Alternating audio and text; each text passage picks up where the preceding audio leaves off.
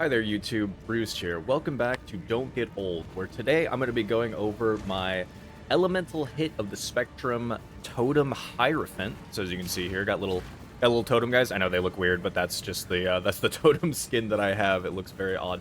So as you see here, Shaper Squared level 94 Hierophant. This is actually a character I respect from something else to this character. And it's been really successful and a lot of fun to play. And I've kind of got to do a couple of like weird things. Like I've never used Uriel's fostering before in a build, so it's been really fun, really good, and an overall really strong character. So I kind of want to do a quick showcase and just kind of go over things per usual for what I do here. I don't really have any bosses set up right now, unfortunately. I don't really have a ton set right now. This is kind of I'm in a phase between characters right now, so I don't have a ton just ready to actually jump into, and I didn't want to spend a ton of time setting up to get this going. So we're just gonna roll into just a regular map. This will be an Al-Hazmin map, which is a little bit scary to me still because I do not have much in the way of chaos resist, and by not much I mean minus 45%. That's kind of one of the downsides of the build, that's for sure, is just not having any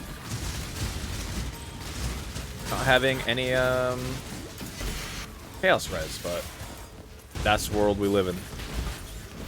You can very easily get some with the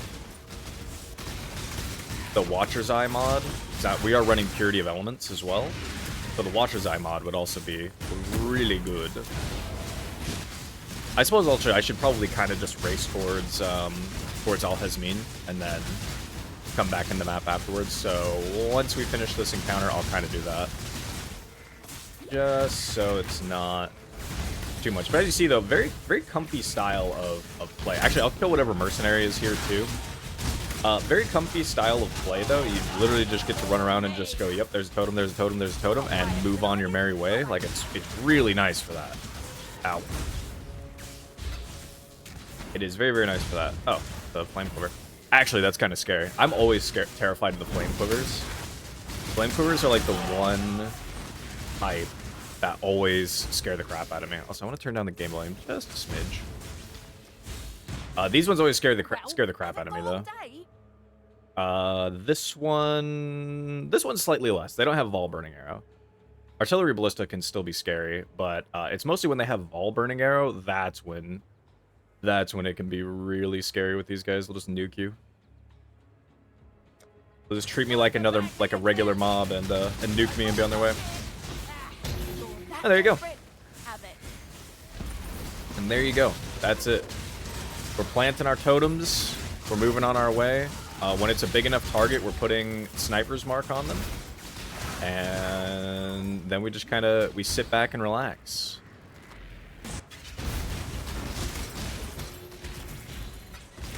Hey, what's up? That's this boss. Bad snake. Oh, right. Got Maven's here to do that too. We can have a max of 7 totems. I don't know if you can actually get more than. I don't think there's a way to get more than 7 that I can think of. Maybe I just don't remember something, but. I don't think you can get more than 7. I might be misremembering though. I guess if you used multiple totems, you'd be able to.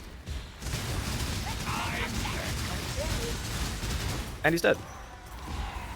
So yeah.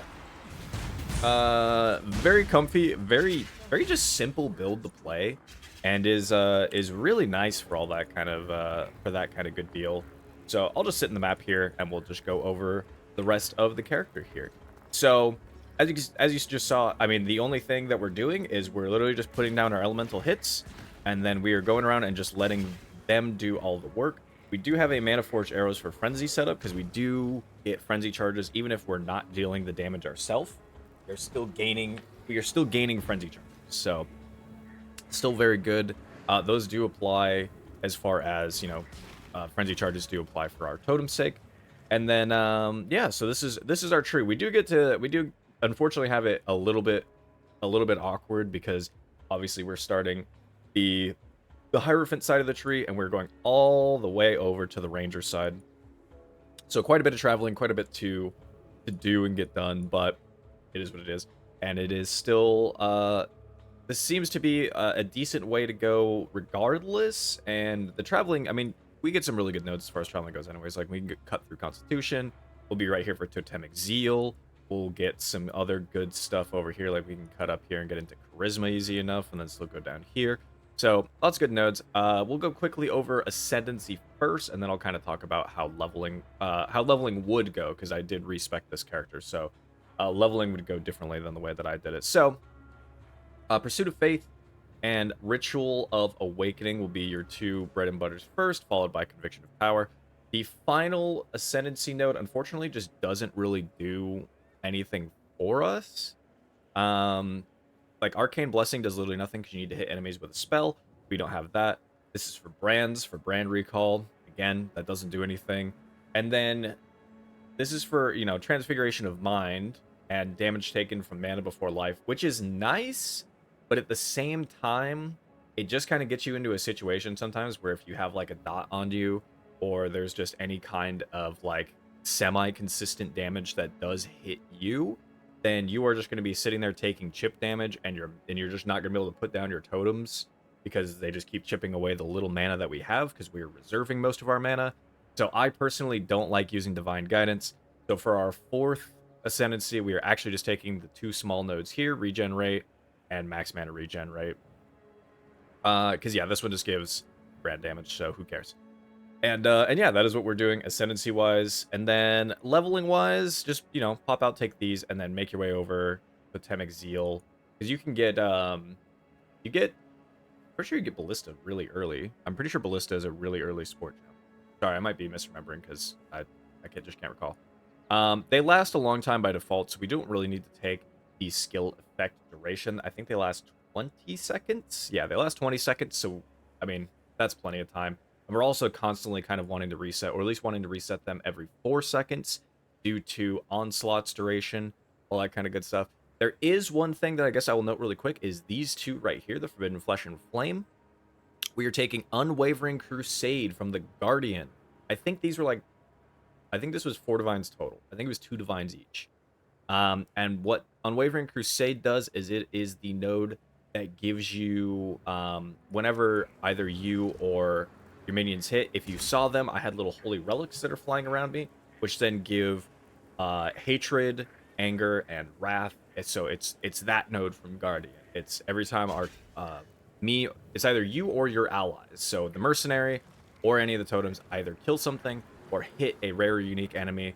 25% chance to spawn those guys. You'll have those guys flying around with you the whole time, and you'll just be doing you'll just have those buffs for free, which is very nice. We have our Mercenary here, which is also providing us with Grace, which is also very nice.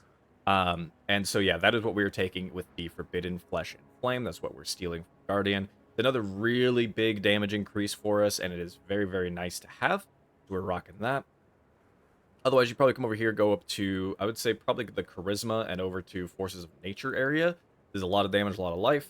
And then make your way over here and start taking... I would take Master Fletcher and Multi-Shot. Try to take them at roughly the same time. Because if you take just one, if you take just Master Fletcher, then you'll be shooting 2 arrows unless you have lesser multiple projectiles in or greater multiple, which I would suggest if you're leveling that you would. But if you don't, if you're just firing off with the 1 arrow and you're dealing with the explosion that comes out of it, also probably fine. There you'll have a lot of totems. But then take this and this at roughly the same time, so you're getting 3 shots. And then you're going to want to take Watchtowers. We are actually going to anoint Surveillance just because the extra point over here to take these 3 small nodes, like it's a decent small node wheel, but it's just a bit too many points, honestly. We can just go ahead and just anoint Surveillance. This is another +1 max right there. And Watchtowers is obviously another really good one. Get accuracy where you can, get crit where you can, the increased effect of non-damaging ailments. This is actually you inflict. I actually don't recall if this works. This node actually might be moot point. Ignore me. Preservation efficiency of skills here, and then we're taking lethality. But the big deal is taking point blank, and while we're here, we're just going to take a large cluster jewel as well. Point blank does apply, so you want to just kind of put your totems in the face of your enemies and just put them as close as possible so that we are getting maximum point blank value. And then we have a corrosive elements, a prismatic heart, and disorienting display setup going on here. All very solid nodes for us here with our totem setup. And then we're using 2 totem medium clusters here. So we have Ancestral Echo and we have Sleepless Sentries. This is how we're getting Onslaught. So this is how you see, now we have Onslaught, is that every time we're placing a totem, we're getting Onslaught. So that's something you kind of want to be keeping an eye on. And that's kind of the one thing that you want to be keeping track of and actually like making sure you're placing a totem at least roughly every 4 seconds. Consistently be getting that, have permanent uptime. Echo is just for attack cast speed, placement speed. We already have a ton of placement speed just by being Hierophant. So this could be any number of things, honestly. This was just the one that I happened to roll, and so I said good enough. And then over here, the Interrogation, Secrets of Suffering, so that we are applying Scorch Brittle and Sap instead. We have our totems, or not our totems, we have our Skitterbots that are applying Chill and Shock. We also have our Mercenary that is actually applying Freeze for us, which is actually very nice. And I think if she has some fire damage, she could probably apply Ignites as well. So, very reasonable for the Mercenary to also be helping us on that front. And then, yeah, so that's just a lot of good things that we're getting out of Secrets and Suffering, which, Secrets of Suffering. So, very good node there, and then we'll also be running Yoke of Suffering along with 2 Tamings to really capitalize on all of the elemental elements that are being inflicted on enemies. Snaring Spirits here just to hinder enemies, give more totem damage, and then Ancestral Reach. Again, could go with anything. I think Sleepless and Snaring are probably 2 of the most important ones. Just make sure you get a Cluster Jewel that has those individual nodes on them each, and then just kind of go from there. So that overall is basically all this. This was overall actually a very cheap setup this time around. I don't think totems are incredibly popular right now, or incredibly meta right now, I guess I would say. So, very cheap overall. I think the Interrogation is literally like 10C right now. I think I bought this cluster for also something like 10-20C, and then even the major cluster here, the big cluster, was I think 80 or 100C. Like really nothing crazy expensive along the lines here. We're in a pretty decent spot overall, but as per usual, I'll have the POB below if you want to just take a look at that. I forgot to mention that at the beginning, but the POB will be below. Gear-wise, so of course we need a bow. I got really lucky in the sense that this is from ROG. So ROG gave me this bow. This is a very, very, very good bow, very, very solid bow. Do I wish it was on like a spine bow instead? Sure, but overall this is a very strong bow. And I also do wish the proj speed was attack speed, but I'm not going to complain. Also, we can also turn projectile speed into damage with the bow mastery here. So this thicket bow for me is very good. Just try to get yourself a high elemental damage bow. That's really all that you care about. Probably even a Solarine bow would be pretty decent if you managed to find one that had like a ton of elemental damage, and then with Solarine base, because that's just more fire damage on the implicit. So that's also very solid. Up to you if you want to 6-link it and put it into the bow. What I really wanted to do is actually grab Uriel's Fostering, and the reason here is because with our Bestial Roa Boy, we are gaining increased attack and move speed, which is very nice, and the Maim is also pretty good, just so that way we're further hindering our enemies to keep them away from us.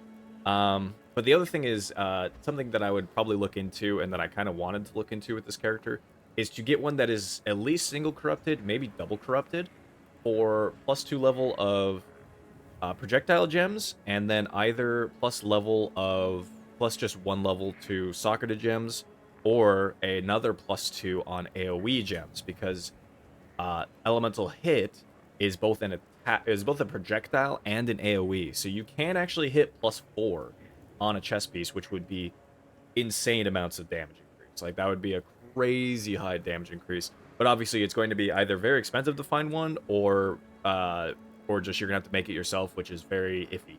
But that would be a huge damage increase for this setup. But overall, Uriel's Fostering actually very nice. We get some accuracy, we get some life, we get some evasion. Like I said, we get some other things. I think the only thing that's annoying and that I had to keep reminding myself is that the Roa here does not count as like an aura in the sense that whenever you die or whenever you relog into the character, you have to remember to keep resummoning it.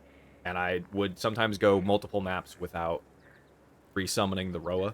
So just a mental note for that. That you do have to resummon the Roa every time that you. Helmet wise, we're using Wilma's Requital. I have one with 2 level of socketed aura gems, and then we just have our auras in there. Obviously, we have Purity, Precision, and Summon Skitterbots in there. But we're using this for the accuracy, which is really nice. LA damage with attacks, but Ancestral Bond, not having to go all the way over here for Ancestral Bond, as good as it would be to get like Primal Manifestation right there as well in some of these other nodes, that is just too many points to commit when we already have to travel way over here as is. So it's really nice to just be able to skip all that and get Wilma's Requital. We're using a Primal Arrow Quiver here.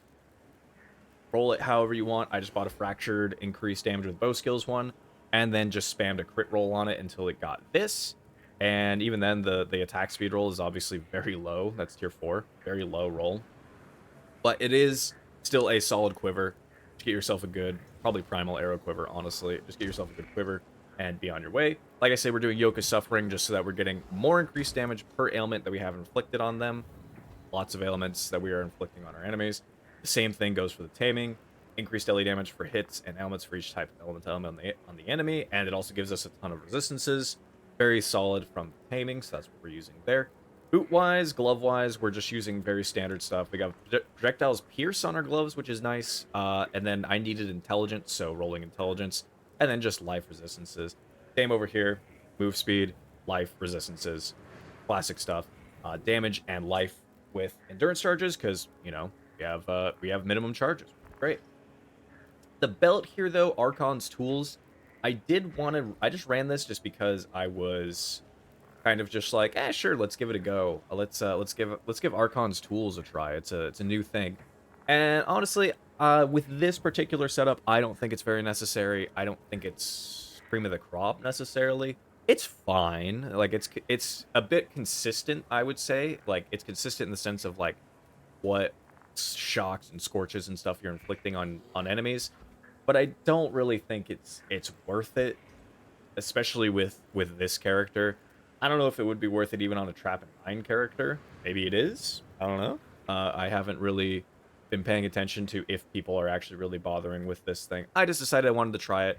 But what I would very much so recommend here instead is just putting on a Stygian. You can get, especially if you got like a Redeemer Stygian, Redeemer influence Stygian, and then just put in a Searching Eye Jewel. Sorry. A Searching Eye Jewel into that would probably be more damage, would probably be better overall. But I keep wanting to try new things this league because a bunch of new items came out, and I want to try them out. So, sue me. But, yeah, so Archon's Tools, I would say you probably largely can just ignore this. Just get whatever else you need to there. Really quick on gems, Sniper's Mark. This isn't awakened LA damage with attacks. I'm just leveling it, so don't worry about that slot. Mana Forged Arrows with some Inspiration and Frenzy just to reduce the mana cost of Frenzy, so we're getting our Frenzy charges that way. And then Blink Arrow, just one of my movement skills. Blink Arrow and Frost Blink are the two that I'm utilizing. As I showed in the hat earlier, we got Summon Skitterbots, Precision, and Purity of Elements. I do have Vitality, but I do not have enough mana reservation efficiency to put Vitality in this hat and still have mana, so it is not going in there. I would probably ideally link this up, link all of these guys up, and then throw in an Enlighten, like recolor this guy, and then throw in an Enlighten instead. But I'm not gonna go out of my way to do that right this second. Boot-wise, Mortaration with Immortal Call Automation. I literally just threw this in here. You can throw in an Enhance here too, just to make sure that it make the cooldown recovery rate faster and just go on more frequently. Just go off more frequently. But I did just put this in here just because I wanted some kind of defensive to just pop every now and again. You can do a cast when damage taken instead. Molten Shell, sorry, is probably not going to be the best for us because we just don't have armor. So, Immortal Call it is. In our chest piece here, so with our elemental hit of the Spectrum, elemental penetration support, which if you don't know how to get this, you can, if you get a replica Bitter Dream out of Heist, or just buy one, and then you put in Fire Penetration, Cold Penetration, and Lightning Penetration, and you level those to level 20, and then sell them at the same time, sell the replica Bitter Dream and those 3 jewels, or gems, sorry. At the same time, you'll get an elemental penetration support, and there you go. Ballista Totem support, it actually doesn't matter that this is not qualityed. It's just placement speed. It doesn't matter. It doesn't need to be level 21 either. It doesn't change anything. You can just leave it at level 20. Bada bing, bada boom. It might give them some more life, so maybe level 20 is, or level 21 is better because it maybe gives them more life, but who cares, honestly. Oop. And then we have increased critical damage here and returning projectiles. If you recolored this thing, you could maybe drop returning projectiles. It's such a pain to color, to even get these colors. It was such a pain for me anyway to get these colors that I was not willing to try to recolor. And returning projectiles is still a very good support gem regardless. It was just, I cannot try to recolor it, because unfortunately if you really want to get optimal with it, you need, like, I think it'd probably be optimal would probably be 3 red maybe, and maybe this would be like enhance or empower support or something along those lines. It's just too much.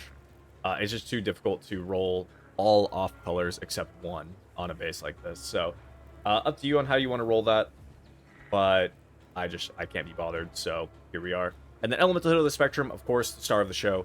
And ideally, you also want to get this to level 21, just because really good for bow skills to have more levels. So level 21 there ideally, and then you're good to go. I think with that is this character. If you are wondering what the cosmetic is and why I'm called Shaper Squared and why I'm floating and all that kind of good stuff, that would specifically be from this season's Curic Pass. It is the Archon of the Atlas setup stuff. I just wanted to do a bit of a Shaper cosplay, but not his skills. I don't want to play Shaper skills. So yeah, that is this character. Been very solid, very fun. It's definitely, this is probably the best respec I've ever done, and I don't have any regrets doing it. But this character is really fun, really good. There's still improvements that you could absolutely make. Like, these tamings aren't even actually that insane. Like, this is a 35%. This is a 37%. You could actually get higher tier values on tamings. Like I said, you would move this Awaken Elemental damage over here to the actual main setup as well. Ideally get this level 5. Swap out the Archon's tools here. If you got a few more levels, oh man, that's where things kind of get a little bit spicy. That's where I guess I leave it up to each their own.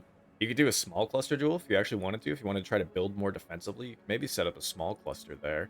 If you want more damage, though, what you could do is you could take an extra Frenzy Charge here. You could take this jewel slot and you could get a Timeless Jewel. There's a couple Timeless Jewels. Either it's Brutal Restraint or Lethal Pride. I always forget which one's which.